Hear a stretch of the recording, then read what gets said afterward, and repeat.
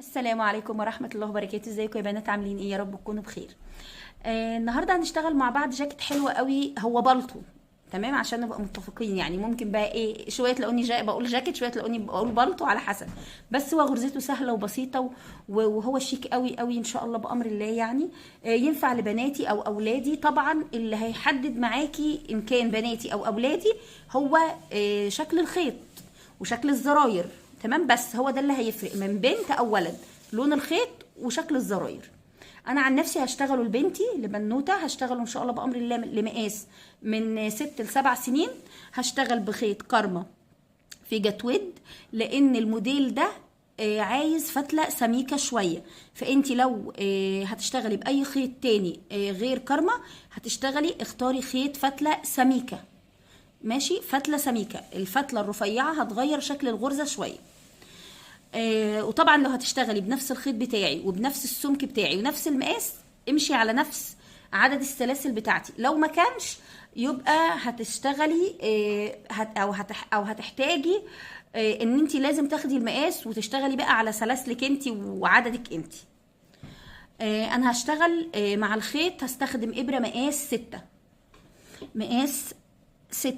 ليه مقاس 6؟ الخيط ده لو هشتغله في العادي هشتغله بإبرة مثلا 4. زي ما قلت لكم هشتغل في العادي، لو هشتغل الخيط ده في العادي خالص هشتغل بإبرة 4 ونص بالكتير قوي. طيب ليه مقاس 6؟ لأن الغرزة دي محتاجة إبرة مبحبحة، إبرة كبيرة. عايزة الشغل عشان ما يبقاش مكتوم قوي، يبقى فلافي كده وحلو، وعشان الغرز فيها منزلقات كتير فمحتاجين إبرة كبيرة. مقاس 6. نسمي بالله بقى ونبدأ. وطبعا فضلا وليس أمرا، لو مش مشتركة في القناة اشتركي، ويا ريت تعملي لايك للفيديو وتفعلي زر الجرس عشان يوصلك كل جديد من القناة. نسمي بالله ونبدأ. الخيط بتاعنا يا بنات هنشتغله بصدر مستطيل. طبعا احنا على القناة شرحنا الصدر المستطيل بأكتر من مرة. بس هيبقى في اختلاف هنا شوية علشان خاطر البلطو مش هنعمل له مرد للزراير. الزراير هتبقى منها فيها في جسم البلطو، لان الموديل بتاعنا زي ما احنا شفنا الصورة، الموديل بتاعنا هو شكله كده. تمام. طيب انا دلوقتي هاخد مقاساتي ازاي عشان اعمله لاي مقاس؟ ما تتقيديش بالمقاس بتاعي. هتعملي المقاس ازاي؟ هتاخدي مقاس رقبة البنت وايدك مبحبحة شوية. مش شرط ان السلسلة تعدي من الراس لان البلطو مفتوح، فانت هتاخدي على مقاس دوران رقبة البنت اللي هتشتغليها او الولد. انا بالنسبه لي او بالنسبه للمقاس بتاعي طلع 54 سلسله. انتي عندك ايا كان عدد السلاسل، هتعملي سلاسل وتعديها وتاخدي مقاس دوران رقبه البنت. تمام، وبعدين تعدي سلاسلك. لازم الرقم اللي يطلع يقبل القسمة على 3 ويطلع لي عدد صحيح. طيب افرضي الرقم ده طلع 53 وطلع عندي لما قسمته على 3 طلع الرقم فيه كسور. لا، زودي سلسلة او قللي سلسلة واحسبي على الآلة الحاسبة بتاعتك. شوفي الرقم هيقبل القسمة على 3 ولا لا. ممكن تزودي سلسلتين، تقللي سلسلتين، براحتك، حسب ايهما اقرب. حسب، لازم الرقم اللي يطلع معاكي يطلع رقم صحيح. طيب انا بالنسبة لي 54 على 3 طلع كام؟ طلع 18 سلسلة. تمام. طيب ال 18 سلسلة دول محتاجة اعمل فيهم ايه كمان؟ اقسمهم على 2. كل الحسبة دي لازم تعمليها. الرقم اللي هيطلع لك تقسميه على 3 لازم يطلع رقم صحيح. الرقم الصحيح اللي هيطلع تقسميه على 2، فرضنا الرقم الصحيح ده اللي طلع ما يقبلش القسم على 2. برضو سهلة، هتزودي يا سلسلة يا تقللي سلسلة وتقسمي على 2 الرقم اللي طلع ده. ال 18 لما نقسمها على 2 هيطلع كام معايا؟ هيطلع 9. تمام كده. طيب هعمل بقى التقسيمة بتاعتي ازاي في ال 54 سلسلة بالحسبة بتاعتي دي. ادي الصدر المستطيل بتاعي. طبعا احنا عاملينه مفتوح، سوري اتقفلت مني. احنا عاملينه علشان ده بلطو او جاكيت هو مفتوح. تمام. الظهر معايا الرقم اللي طلع كام؟ ال 54 على 3 طلع كام؟ ال 18. الظهر هيبقى 18 سلسلة، وبالتالي الوش كمان هيبقى 18 سلسلة. بس الوش عندي مفتوح عشان كده قسمت ال 18 على 2. تمام، الوش مفتوح، اصبح هنا ال 18 اللي في الخلف 18 قدام، بس 9 الناحية دي و9 الناحية دي. طيب والاكمام يا اميره دي الاكمام هما برضو زي الجزء اللي قدام والجزء ده، ماشي. هيبقى هنا 9 وهنا 9. تمام كده. عندي بقى هزود بعد ما عملت العدد ده كله او عملت الحسبة بتاعتي دي، هزود كام سلسلة؟ هزود 4 سلاسل. الاربع سلاسل دول ايه؟ دول الاركان اللي هعمل فيهم التزايدات بتاعتي علشان الجزء اللي انا بشتغله يزيد. فاصبح هنا في سلسلة كمان، وهنا في سلسلة، وهنا سلسلة، وهنا سلسلة. دول 4 سلاسل هزودهم ايا كان الرقم. يعني ال 54 سلسلة بتوعي لما يطلعوا هزود عليهم 4 سلاسل. طلع عندي اي رقم، طلع 70، طلع 80، طلع 100، طلع اي رقم، هزود عليه الاربع سلاسل اللي انا وضحتهم لكم دول هنا، ايه اللي هم الزوايا دول. تمام. طيب لغايه كده ده الصدر المستطيل بتاعك العادي خالص. طيب ايه اللي هيفرق الصدر المستطيل بتاعنا ده عن الصدر المستطيل بتاع البلطو اللي انا هشتغله؟ انا دلوقتي الجزء ده او المكان ده بيكون راكب على بعضه كده، البلطو راكب على بعضه كده، لان هو مفيش فيه مرض. احنا هنشتغل المرض بنفس الغرزه زي ما احنا شغالين معانا في الشغل، فلازم المكان ده يكون فيه زيادات عشان يبقى راكب على بعضه كده. طيب هزوده ازاي؟ هزود 4 غرز الناحيه دي و4 غرز الناحيه دي على التسعه. التسعه دي غير الاربعه اللي انا زودتهم دول، خلاص الاربعه اللي انا زودتهم دول الزوايا. ركزوا معايا في الحته دي، الاربعه الزوايا. انا عايزه ازود على الاربع غرز على التسعه دول واربع غرز على التسعه دول عشان دول المرض. تمام. اذا انا عندي التقسيمه بتاعتي، الجزء اللي هنا ده اللي هيطلع ايا كان عدده، جزء النصف الامامي ده هزود عليه 4 غرز. ايا كان العدد اللي بتعمليه عندك هتزودي عليه الاربع غرز هنا والاربع غرز هنا. تمام. طيب نشوف الموضوع ده عملي ونسمي بالله ونبتدي مع بعض. هنبتدي مع بعض زي ما قلنا ب 54 سلسله اللي احنا قلنا عليهم. انت هتحتاجي علامات، نسيت اقول لكم ان انت هتحتاجي علامات غرز معاكي. هشتغل ال 54 سلسله اللي قلنا عليهم. ادي غرزه البدايه 1 2 3 4 5 6 7 8 9 10 11 12 13 14 15 16 17 18 20 21 22 23. هكمل ال 54 غرزه. بعد ما عملت ال 54 غرزه سلسله هنزود ايه عليهم؟ الاربع غرز بتوع الزوايا اللي احنا قلنا عليهم دول، اللي هم ثابتين معاكي في اي عدد. فادي 1 2 3 4. تمام. دول الاربع غرز بتوع الزوايا. طيب بعد كده احنا قلنا هنزود ايه تاني؟ هنزود 4 عشان الجنب اليمين و4 عشان الجنب الشمال، دول بتوع المرض. فادي 1 2 3 4. ادي الاربعه دول، وبعدين ادي 1 2 3 4. كده انا عددي سليم. انا مش هعد، انا كده عامله تقسيمتي مظبوطه. عملنا العدد بتاع المقاس اللي طلع لنا، زودنا عليه الاربع غرز سلسله بتوع الزوايا، زودنا عليه الاربعه بتوع الناحيه دي والاربعه بتوع الناحيه دي. اعتقد كده سهله وتمام اهي. ماشي. طيب بعد ما خلصت كده بعمل ايه؟ بعمل سلسله ارتفاع. دي سلسله ارتفاع ثابته معايا وغير معدوده، انا ماليش علاقه بيها، سلسله عشان اتنقل بيها واطلع بيها فوق.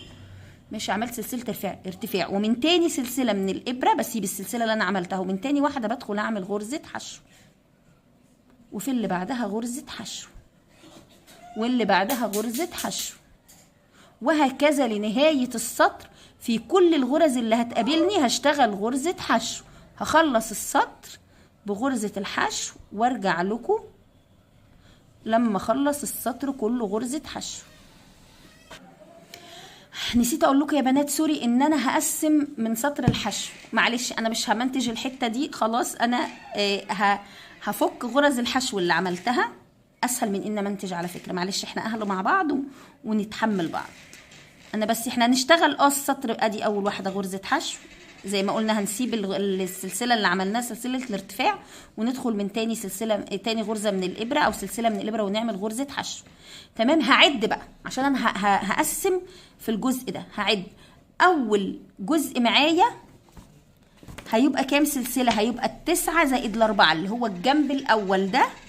هعمله دلوقتي اهو، هشتغله دلوقتي. يبقى 9 غرز زائد 4 غرز. فادي اول غرزه، الثانيه، الثالثه، الرابعة، الخامسة، الستة، السبعة، التامنة، التاسعة. عملت كده اول 9 غرز. اول 9 غرز عملتهم يا بنات. طبعا هنعمل بعد كده الاربع غرز اللي قلنا بنزودهم. ادي 1 2 3 4. تمام كده. طيب بعد كده هعمل ايه؟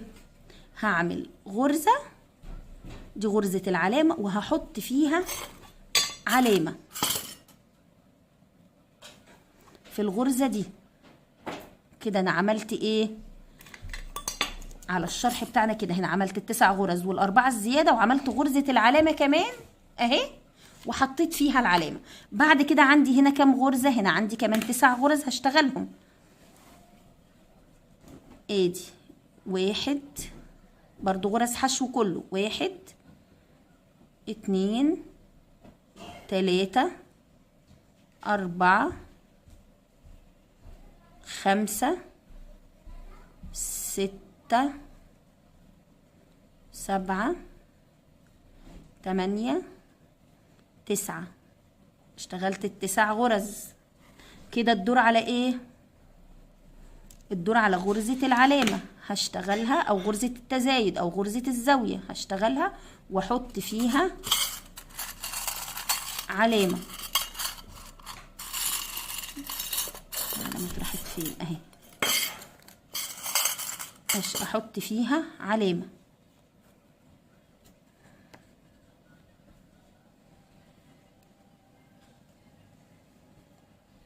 تمام كده يا بنات.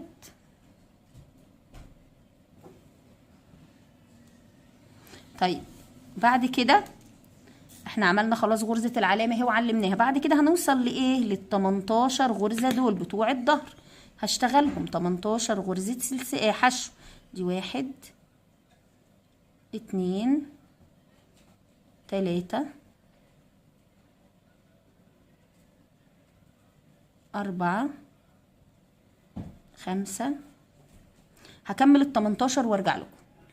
بعد ما خلاص خلصت ال18 غرزة سلسلة دول، الدور على ايه؟ على السلسلة بتاعة العلامة. هنعمل غرزة الحشو بتاعة العلامة ونحط العلامة بتاعتنا. ما عندكيش علامات حطي دبوس، ما عندكيش دبوس حطي فتلة، ما بنسة شعر، اي حاجة. بعد ما عملت غرزة العلامة دي هنعمل ايه؟ ال9 بتوع الكم ده، 9 غرز. ادي 1 2 3 4 5 6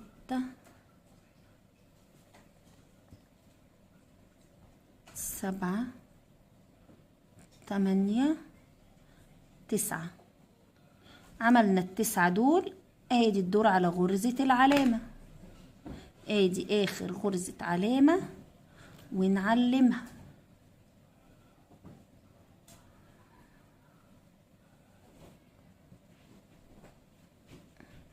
بعد كده هنشتغل ايه؟ هنشتغل ال9 غرز بتوع الجنب ده، ونشتغل ال4 كمان عشان يبقى المجموع 13.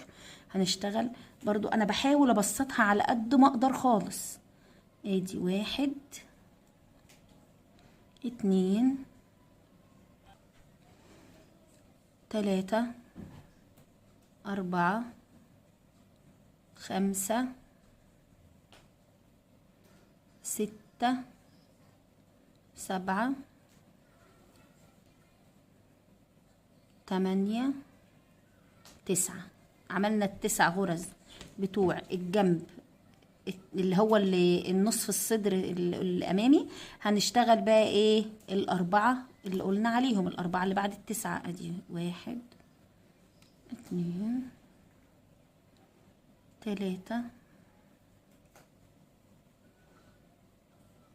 4. تمام كده يا بنات. ادي التقسيمه بتاعتي كده تمام وزي الفل. خلاص احنا مش عايزين دي، خلاص كده. ونبتدي بقى نشتغل الغرزة بتاعتنا. طيب بعد كده هعمل ايه؟ هطلع سلسلة ارتفاع، وزي ما قلت كل مرة بقولها سلسلة الارتفاع عندي غير معدودة.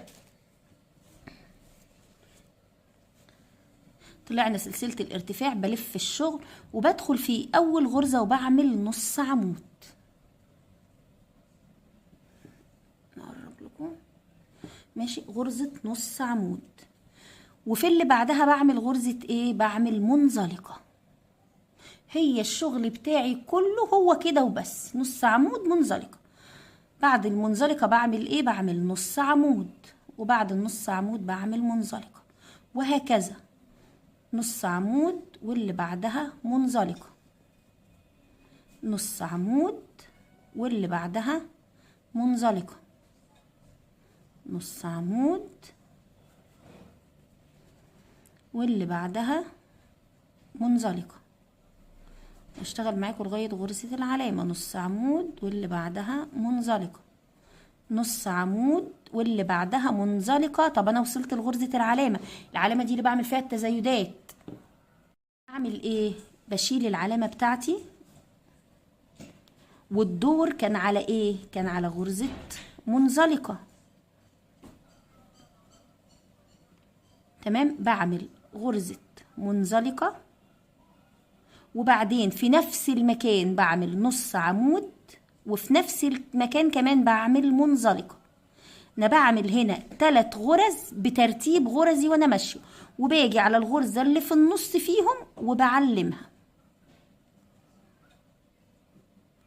تمام، انا بمشي بالترتيب بتاعي زي ما انا، بس غرزة التزايد بعمل فيها 3 غرز وبعلم الغرزة الوسطانية فيهم. طيب انا كنت هنا وصلت المنزلقة، اللي بعدها هتبقى نص عمود، واللي بعدها منزلقة، اللي بعدها نص عمود، اللي بعديها منزلقة، بعدين نص عمود، منزلقة، نص عمود، منزلقة، نص عمود. طيب وصلنا للعلامة، هنشيل العلامة ونعمل في الغرزة بتاعة العلامة ايه؟ احنا خلصانين هنا على النص عمود اللي عليها الدور في غرزة العلامة، هنعمل منزلقة، هنعمل 3 غرز بس بترتيبنا واحنا ماشيين، منزلقة وبعدين نص عمود وبعدين منزلقة في نفس المكان. طيب هعمل ايه؟ هعلم ال3 اهم، هعلم الغرزة اللي في النص فيهم. تمام كده، وهكمل برضو بنفس الطريقة كده. احنا كنا هنا نص منزلقة، هنكمل ادي نص عمود، وهكذا نص عمود منزلقة، نص عمود منزلقة كده، وهكذا لغاية العلامة.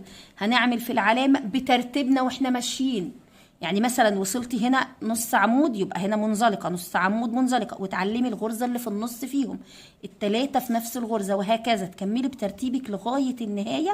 هكمل السطر وارجع لكم نشوف هنعمل ايه.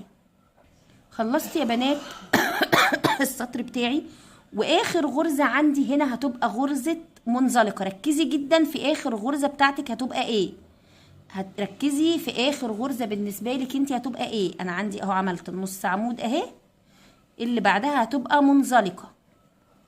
هطلع سلسلة ارتفاع والف الشغل وادخل فوق المنزلقة. اعمل ايه؟ هعمل نص عمود. لو انت عندك النهاية كانت نص عمود هتطلعي فوقها بمنزلقة، اذا انا هشتغل منزلقة نص عمود، منزلقة نص عمود. تمام، يعني فوق المنزلقة نص عمود وفوق النص عمود منزلقة. انا اشتغلت هنا اول غرزة في السطر نص عمود، بعد كده منزلقة وبعدها نص عمود، وهكذا بقى. يعني فوق النص عمود بشتغل منزلقة، وفوق المنزلقة بشتغل نص عمود. هشتغل بالطريقة دي لغاية غرزة العلامة. طب هعمل في غرزة العلامة، انا التزايد عندي ما بيكونش كل سطر، التزايد بيكون سطر وسطر لا، سطر فيه تزايد وسطر ما فيهوش. ثواني اسلك الخيط. تمام يا بنات، سطر فيه تزايد وسطر ما فيهوش. طيب بنعمل ايه فيه؟ وصلت هنا ادي نص عمود، بعدها منزلقة، الغرزة ابتدت تتضح اهي، بعدين نص عمود، بعدين منزلقة، بعدين نص عمود، وبعدين منزلقة. وصلت لغرزة العلامة. غرزة العلامة أنا عملت هنا منزلقة، وغرزة العلامة المفروض أعمل فيها إيه؟ نص عمود. بشيل غرزة العلامة وبعمل نص عمود مكانها، واركب الغرزة في غرزة في النص عمود دي. هنحط بقى، عملت غرزة النص عمود، هحط العلامة فيها عشان أعلمها، عشان السطر الجاي هعمل فيها التزايد بنفس الطريقة اللي عملت فيها قبل كده. طيب بعد ما عملت نص عمود بعمل ايه؟ بشتغل في اللي بعدها على طول منزلقة. فالغرزة دي أصبح أنا اشتغلت غرزة عادية خالص، أو مفيش أي تزايد في الدور ده. الدور ده بشتغل منزلقة نص عمود عادي خالص بدون أي تزايدات. غرزة العلامة زي ما قلنا بنشيلها ونحط مكانها العلامة عادي. هنعملها تاني، نص عمود منزلقة، نص عمود منزلقة. وصلنا لغرزة العلامة، هنشيلها والدور على ايه؟ على غرزة نص عمود. هعمل غرزة النص عمود واركب فيها العلامة بس كده. انا بس بعلمها زي ما قلنا عشان السطر الجاي هنتزايد فيها. وبعدين منزلقة، وبعدين نص عمود، وهكذا بقى لنهاية الدور. هكمل الشغل لنهاية الدور. هنشيل لما نوصل لغرزة العلامة هنشيلها ونعمل مكانها غرزة اللي عليها الدور ونركب العلامة، وهكذا لنهاية الدور. هخلص السطر ده تمام. اللي بعديه هيكون فيه تزايد، اللي بعديه ما فيهوش، اللي بعديه فيه تزايد، وهكذا. يعني سطر هنحط الغرزة من غير ما نتزايد، والسطر اللي بعديه هنعمل فين مكان العلامة هنعمل 3 غرز بترتيبهم، وبنعلم الغرزة اللي في النص. اللي بعديها بنشيل العلامة ونعمل غرزة واحدة. فهمتوا قصدي؟ يعني سطر فيه تزايد وسطر ما فيهوش. سطر فيه تزايد اللي هو بنعمل في الكورنر 3 غرز. انا بعيدها كتير علشان خاطر لو في حد مبتدئ شغال ورايا ان شاء الله بأمر الله يطلع الجاكيت مظبوط بنفس تفاصيله. بعد ما اشتغلت سطرين ورا الكاميرا يا بنات، السطر ده اخر غرزة اهي. انا اشتغلت نص عمود، اخر غرزة هتبقى منزلقة. هنا بمنزلقة يعني هنبتدي بايه؟ بنص عمود. فبنطلع سلسلة ارتفاع ونلف الشغل ونعمل في اول غرزة نص عمود. في حاجة عايزة اوضحها لكم دلوقتي. انا المفروض اعمل العراوي او مكان العروة بتاعت الزرار دي. الزراير يا بنات اللي انا هستخدمها بتحددي مقاس الزرار بتاعك اللي هتشتغلي بيه.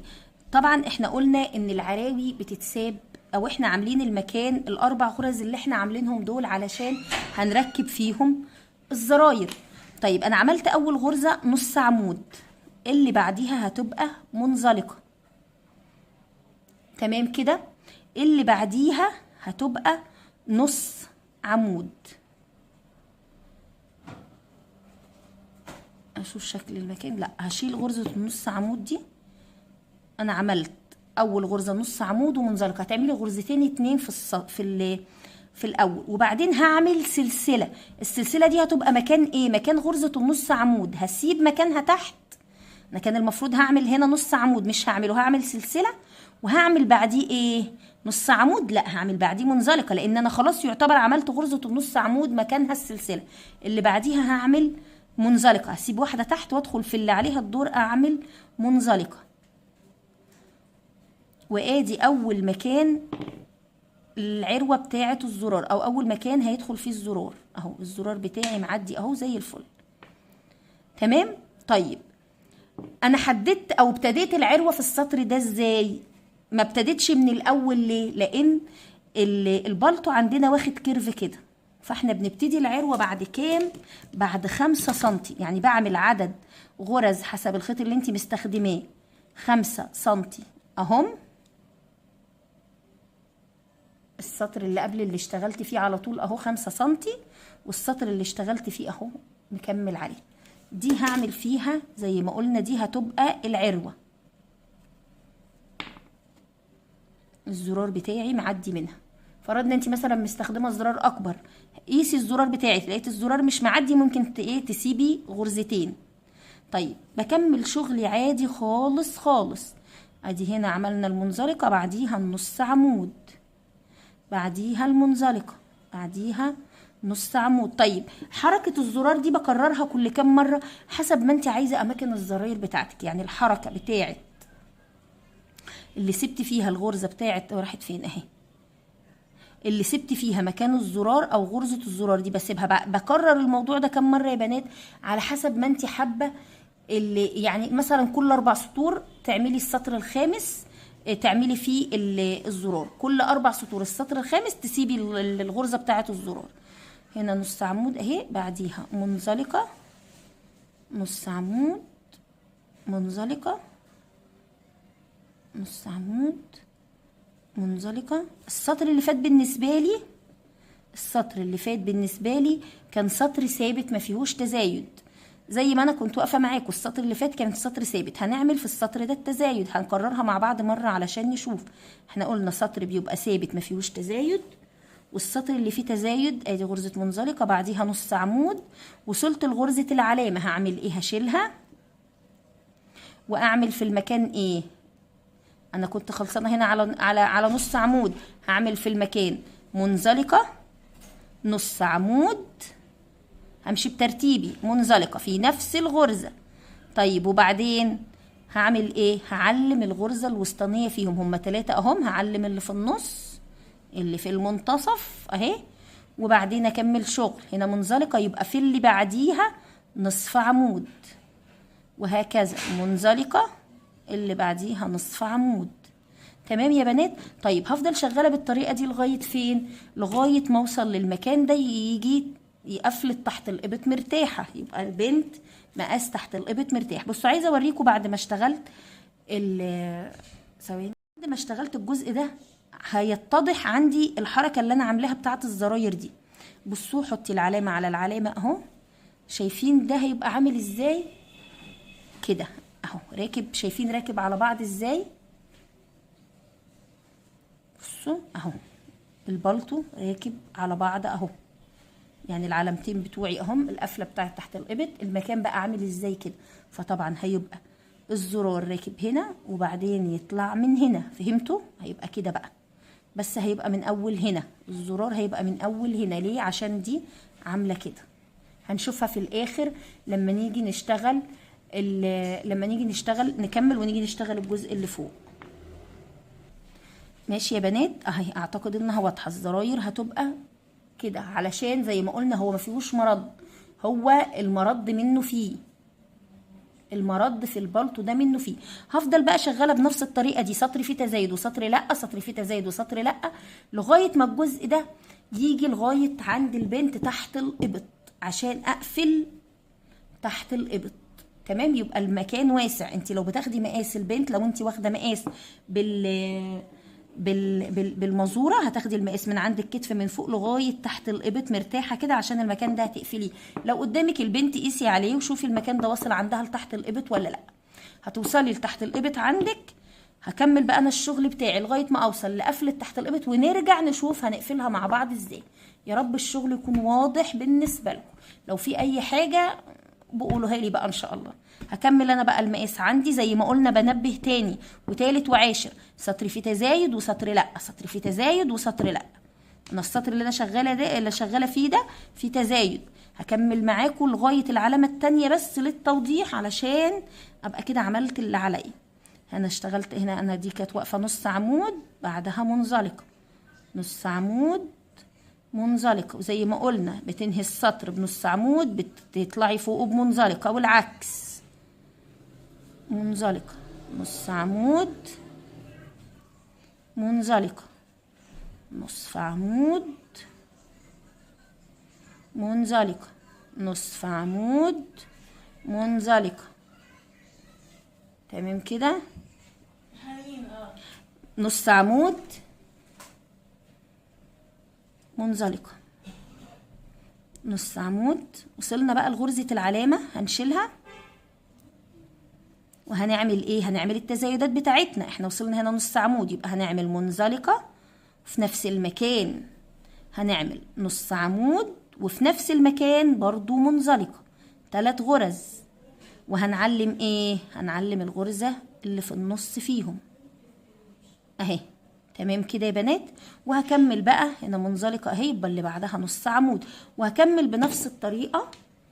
السطر اللي بعديه هيبقى سطر ثابت، اللي بعديه تزايد، اللي بعديه ثابت، لغايه ما اوصل زي ما قلنا المقاس اللي هقفل فيه تحت الابط. هكمل شغل وارجع لكم ان شاء الله بامر الله عشان هشوف هنعمل ايه مع بعض. انا يا بنات خلاص وصلت للمقاس المناسب بالنسبه لي، هقيسه لكم برده علشان تبقوا عارفين المقاس ده. زي ما قلت لكم من 6 ل7 سنين هتاخدي القياس من هنا لهنا،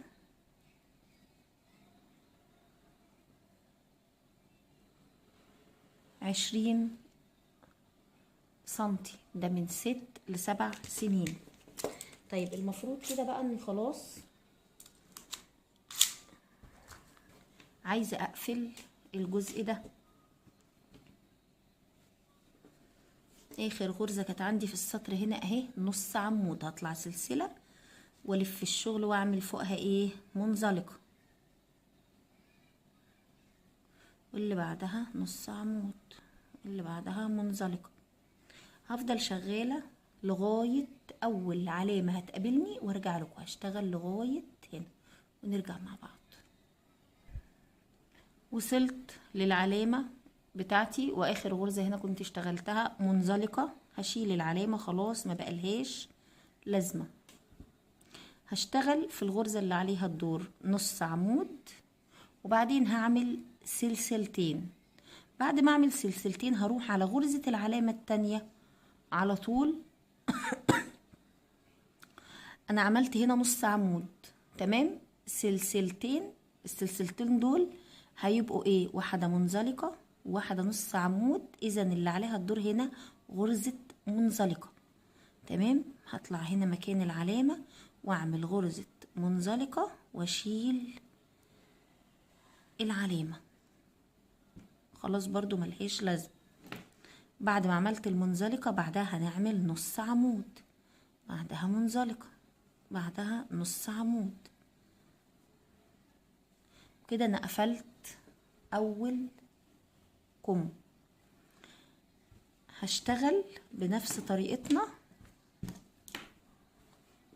بنفس الطريقة بتاعتنا من هنا لغاية العلامة دي علشان نقفل الكم التاني. هكمل شغل وارجع لكم تاني لما اوصل لغرزة العلامة. وصلت اهو لغرزة العلامة، عملت نص عمود وبعدين منزلقة. غرزة العلامة هشيلها خلاص ما بقالهاش لازمة، هعمل فيها غرزة نص عمود وبعدين سلسلتين، السلسلتين دول هنعمل لما نيجي نشتغل في الدور التاني، يعني بنحسب ان هنا عملنا نص عمود يبقى هنا منزلقة نص عمود، يبقى الغرزة اللي عليها الدور هنا منزلقة. هنا هنعمل مكان العلامة غرزة منزلقة وخلاص، نشيل العلامة برضو ما بقلهاش اي لازمة، وخلاص قفلنا الكم التاني. بعد ما عملت هنا منزلقة هشتغل هنا نص عمود، اللي بعدها منزلقة نص عمود، وهكذا هكمل السطر للنهاية ونرجع تاني مع بعض. بعد ما خلصت السطر هنعمل سلسلة ارتفاع ونلف الشغل. انا كنت عملت غرزة منزلقة، هبتدي بنص عمود وبعدين منزلقة، ده المكان اللي هسيب فيه الزرار اللي عليه الدور. انا كل سطر بسيب فيه للزرار المكان، بقيت احط علامة احسن. ليه؟ علشان لما اجي اركب الزراير مفضلش ادور على الاماكن، فانا بجهز علامة كده براحتك. ممكن تحطي فتلة تربطي بس مكان الزرار، انا بس علشان خاطر اللون عندي منقط كده، فعشان اهو هو برضو باين، بس حاطه انا برضو علامة احتياطي. الدور ده هو المكان اللي هعمل فيه الزرار اللي عليه الدور. عملت اول غرزتين غرزة نص عمود وبعدها منزلقة، وبعدين المفروض اعمل نص عمود هنا، لا هعمل غرزة سلسلة وهسيب اللي تحت واعمل في اللي بعدها ايه، احنا كانت هنا منزلقة والسلسلة دي مكان غرزة النص عمود، يبقى اللي بعدها هنا هتبقى منزلقة. بنسيب واحدة زي ما قلنا وبندخل في التانية نعمل المنزلقة، وهحط ايه هنا العلامة بتاعتي علشان خاطر ما دخش على اماكن الزراير بعد كده اهو. احط العلامة بس هنا وهشتغل عادي نص عمود منزلقة نص عمود لغاية ما اوصل لعند تحت الابط هنا، ما اوصل للسلاسل. هخلص الحتة دي وارجع لكم هنا ان شاء الله. وصلت هنا يا بنات غرزتين السلسلة اللي انا كنت عملتهم في الفراغ، هشتغل فوقهم كل واحدة هيبقى فوقها غرزة واحدة. انا هنا نص عمود يبقى هنا منزلقة، وبعدين نص عمود، وهشتغل بقى هنا منزلقة. هشتغل بقى على البلوفر تاني عادي، اشتغلت كده فوق السلسلتين اهم، بعدين نص عمود منزلقة. هشتغل على الجزء ده كده كله لغاية ما اوصل للسلاسل التانية وارجع لكم. وصلت للسلاسل التانية يا بنات اهو، هعمل في الغرزة دي منزلقة واللي بعدها نصف عمود، بعدين نروح بقى على جسم البلوفر نفسه نعمل منزلقة نصف عمود، وهكذا بقى نشتغل بطريقتنا عادي منزلقة نصف عمود وهكذا لغاية ما اوصل للنهاية هنا، وهرجع لكم علشان اقول لكم هنعمل ايه تاني. خلصت السطر يا بنات خلاص، وادي الشكل معايا هيبقى كده اهو. انا وضحت لكم الصورة اكتر اهو، الشكل معايا كده. طيب لو انتي جسم البنت صغير وسفيفة كده بدون اي كيرفات في الجسم، هتكملي بنفس الطريقة دي للنهاية بدون اي تزايد او تناقص، هتفضلي رايحة جاية بنفس غرزنا بدون اي تزايد او اي شيء خالص، وينزل بطول الجاكيت او البلطو. تمام. طيب لو البنت انتي حابة برضو يبقى واسع شوية، البنت فيه كيرفات في الجسم شوية، ليها يعني في اطفال بتبقى نازله حته واحده صغيره بس كده، وفي اطفال ليها جنب سنه، ليها بطن سنه اللي احنا بنسميه كرش شويه. يعني مثلا انا بنتي رفيعه بس برضو جسمها تحس ان هو لا، بحب اوسع الحاجه من عند الجناب كده، ادي وسع شويه علشان خاطر الحاجه تبقى ايه يعني انتوا فاهمين قصدي اكيد، يعني مش عارفه اوضح اكتر من كده، الجسم يبقى نازل بكيرف شويه او فعايزين نعمل تزايدات بسيطة في الجنبين هنا عشان ترحرح معايا الجاكيت، ويبقى قفلته من هنا مستريحة، ما يجيش تمشي بطول الجاكيت لغاية ما توصلي هنا وتيجي تقفليه على البنت تبص تلاقيه وجه لغاية بعد قرب منطقة البطن وقام عامل كده. انا مش عايزة كده يعني، ماشي يعني احنا عايزين يفضل كله على يعني من اوله لاخره مقاس واحد، ما يجيش عند منطقة البطن ويقوم مبحر كده. طيب هنعمل ايه؟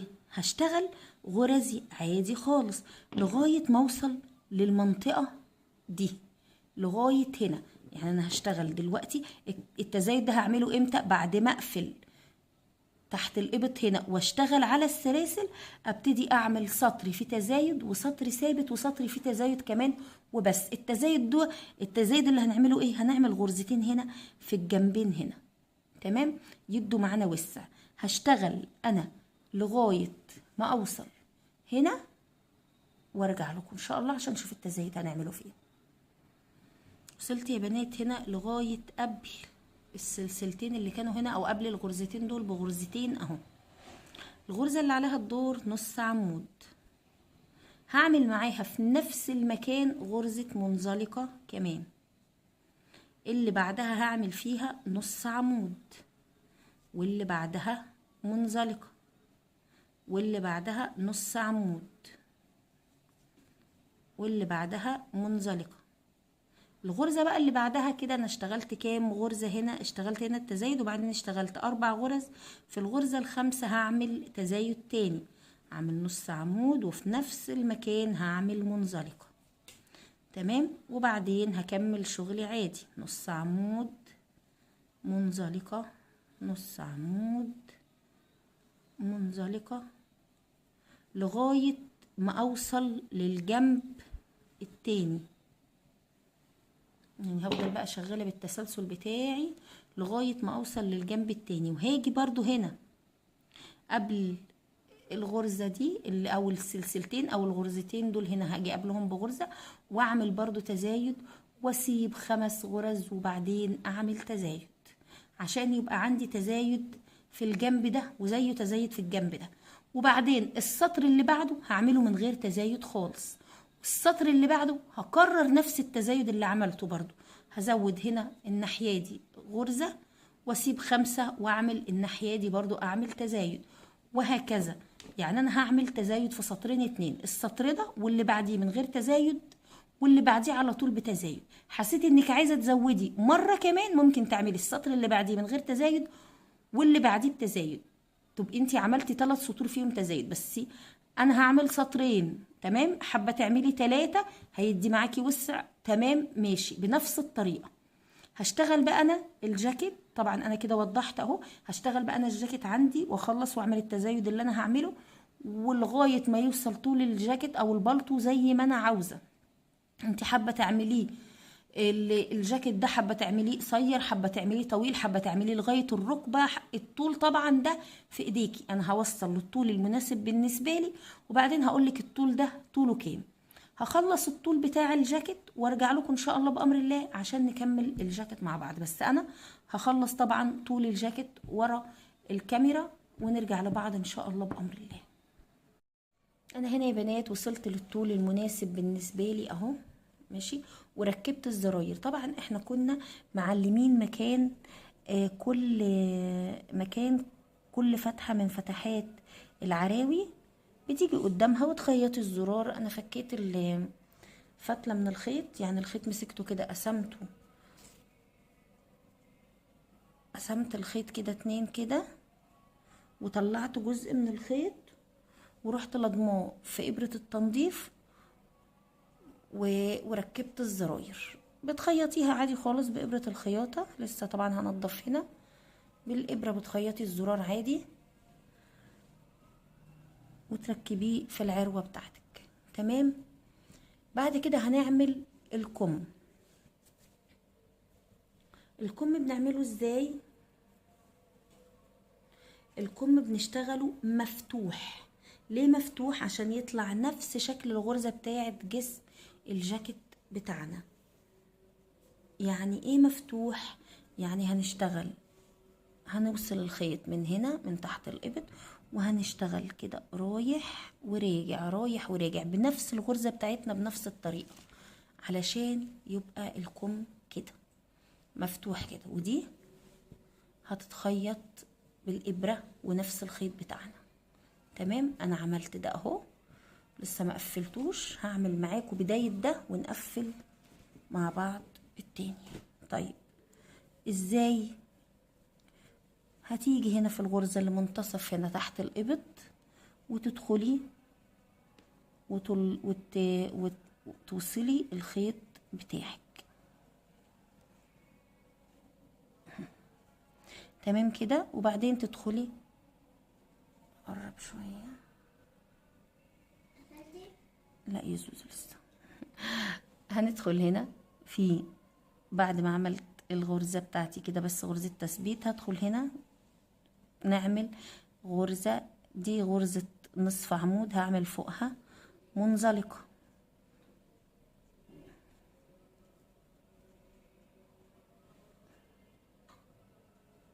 منزلقة فوقها. اشتغلي على الفتلة اللي معاكي علشان خاطر تتخفي. اللي بعدها نشتغل نص عمود وهكذا، واللي بعدها منزلقة. واللي بعدها نص عمود، وهكذا لغاية فين؟ لغاية ما نوصل للناحية التانية. ازاي؟ منزلقة. هشتغل كده، هشتغل كده كده كده لغاية ما اوصل لعند الجنب الغرزة اللي بدأت فيها. هخلص الحتة دي واوريكم هنرجع ازاي علشان ايه نقفله مع بعض. وصلت يا بنات لاخر غرزة هنا، وهي غرزة منزلقة. تمام. وادي الغرزة اللي انا بدأت عندها. هكمل كده؟ لا، هاخد سلسلة. انا قفلت هنا منزلقة، الاخيرة منزلقة. هاخد سلسلة كده ارتفاع والف الشغل بتاعي. كنت عاملة هنا منزلقة، هعمل فوقها نص عمود وبعدين منزلقة. تمام، نص عمود. طيب هعمل ايه؟ هرجع كده لغاية النهاية هنا اهو، وبعدين اطلع سلسلة ارتفاع وارجع تاني زي ما كنت شغالة في الجاكيت نفسه، ما بقفلش. هشتغله على المفتوح بنفس الطريقة، فوق النص عمود منزلقة وفوق المنزلقة نص عمود، لغاية ما يبقى عندي اوصل لطول الكم اللي انا عاوزاه. انت بتاخدي طول الكم بتاعك وبتزودي عليه ماشي حوالي 3 أو 4 سنتي. ليه؟ لان الكم نفسه في الجاكيت الاصلي متني كده، فانت بتزودي الحتة دي علشان خاطر في طول الكم، عشان خاطر هيبقى متني كده. طيب بعد ما بوصل للكم اللي انا عاوزاه بجيب ابرة التنظيف. عايزة تشطبي بابرة الكروشيه، شطبي بيها بابرة التنظيف براحتك. انا هجيب ابرة التنظيف، بجيب ابرة التنظيف المعدن او ابرة التشطيب المعدن مش البلاستيك يا بنات، والخيط اللي انا شغالة بيه، وبلضمها في الابرة. ليه مش البلاستيك؟ ما بحبش خالص الشغل اللي بالبلاستيك، بتوسع الغرز لان هي اصلا كبيرة كده وسميكة. هلضمها ثانية. لضمت الابرة يا بنات اهو بحتة خيط طويلة شوية. تمام. وهاجي على الكم بتاعي هقلبه، هشتغل على المقلوب مش المعدول، هخيط على المقلوب. فهقلب الكم بتاعي كده، انا بقيت اهو على المقلوب.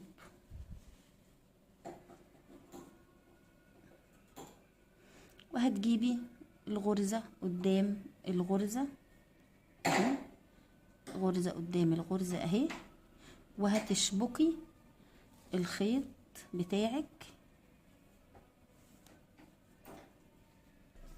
اهو.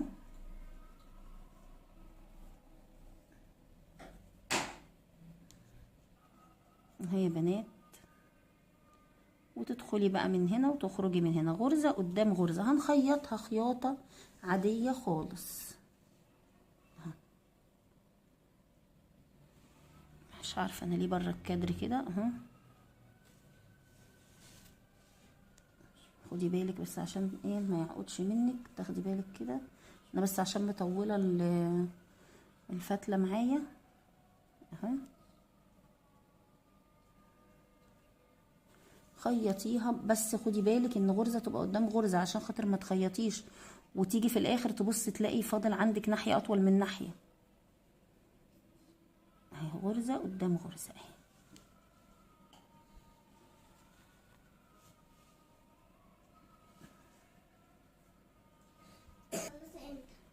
اهي يا بنات تاني غرزة قدام غرزة.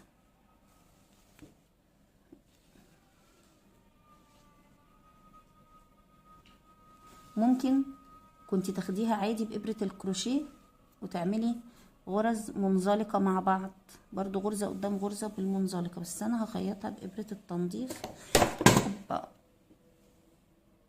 معلش يا بنات فيديو كله حوادث. غرزة قدام غرزة. طبعا انتوا شايفين ان الرينج لايت وقع وانا شغالة، بس معلش. غرزة قدام غرزة. طبعا كان المفروض ان انا في المونتاج احذف الجزئية دي، بس فعلا ما عنديش طاقة اني انا احذف حاجة في المونتاج. سامحوني، طبعا انتوا عارفين انا تعبانة، فعذرا يعني، احنا اهل مع بعض. تمام اهو، غرزة قدام غرزة زي ما قلنا، ده جزء اتخيط. نشوف شكل الحتة اللي اتخيطت دي، بصوا كده، بصوا التقفيل بتاعها نضيف ازاي، شايفين مش باين، عشان واخدة غرزة لافقة، غرزة قدام اختها، غرزة قدام اختها.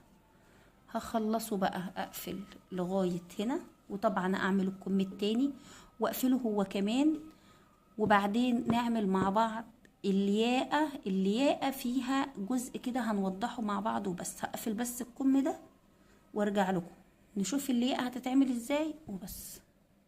الكم اهو يا بنات بعد ما عدلت الكم، بصوا متقفل اهو، شايفين، بصوا الخياطة والتثبيت بتاعه مش باين ازاي، زي ما قلت لكم عشان عاملين غرزة قدام غرزة. الخيوط دي هننضفها مع بعض.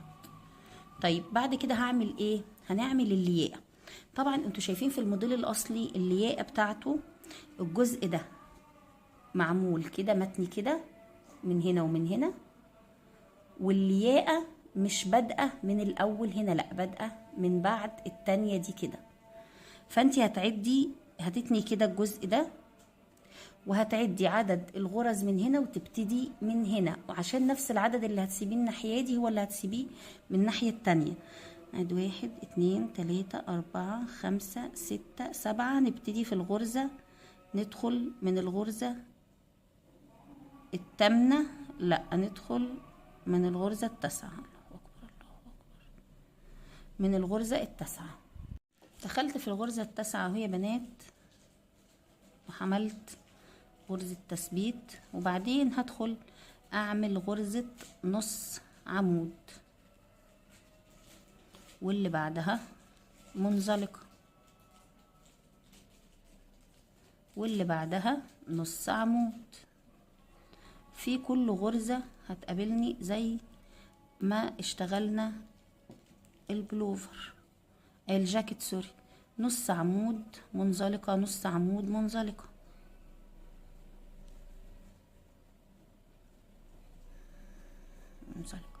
طيب هشتغل كده لغاية فين؟ هشتغل على الرقبة كلها كده لغاية الناحية التانية. هعمل فيها ايه؟ هسيب ال8 غرز اللي احنا سيبناهم، هشتغل انا لغاية ما اوصل للجزئية دي وارجع لكم. بس وصلت هنا يا بنات لغاية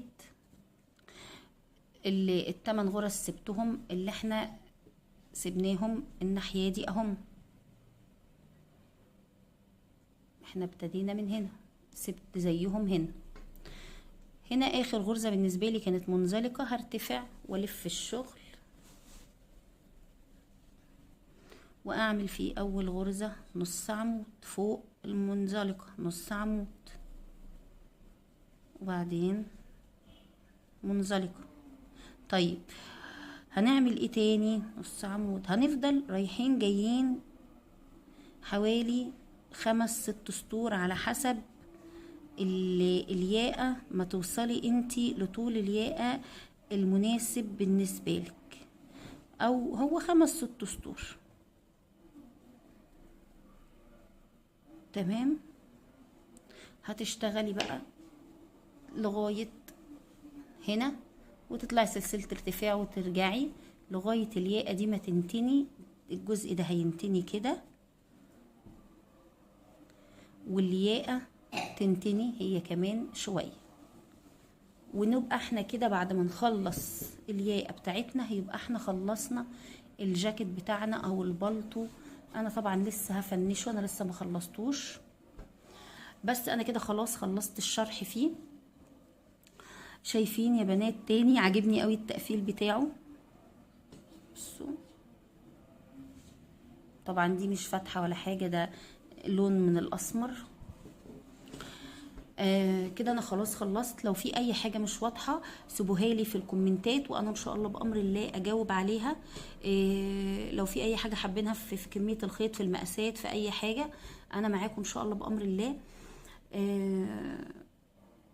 اللي البلطو ده او الجاكيت ده للمقاس اللي انا قلت عليه من 6 ل7 سنين حسب جسم البنت. لو البنت جسم البنت سفيفة او رفيعة هيقضي من 6 ل7 سنين. لو البنت بطة شوية هيبقى 6 سنين بس. اخد مني قد ايه؟ اخد مني من الخيط اللي احنا قلنا اهو كارما فيجا تويد، اخد مني 5 بكرات للمقاس اللي انا قلت عليه او للسن اللي قلت عليه. خد 5 بكرات. فرضنا الخيط مش متوفر بالنسبه لك، انت عايزه زي ما قلت في اول الفيديو خالص، عايزه خيط سميك. الخيط ده انا مش فاكره انا قلت في اول الفيديو ولا لا، هو كام متر؟ هو 195 متر 100 جرام. 195 متر 100 جرام. لو الخيط مش متوفر، هو طبعا متوفر في كل الدنيا، بس انت لو مش متوفر بالنسبه لك هتشتغلي بخيط سميك عشان الغرزه تبقى باينه 3 دي زي الغرزه دي كده. لو انت اشتغلتي بخيط ارفع الغرزه مش هتبقى بارزه كده. تمام. زي ما قلت لكم اخد 5 بكرات طبعا عشان الخيط سميك، والغرزه زي ما قلنا فيها منزلقات اشتغلتها بابره 6. وضحت كل حاجه تاني اهو. لو في اي اسئله زي ما قلت سيبوها لي. طبعا ما تنسوش تعملوا لايك واشتراك للقناه لو القناه مفيده بالنسبه لكم. بس كده، اشوفكم على خير، والسلام عليكم ورحمه الله وبركاته.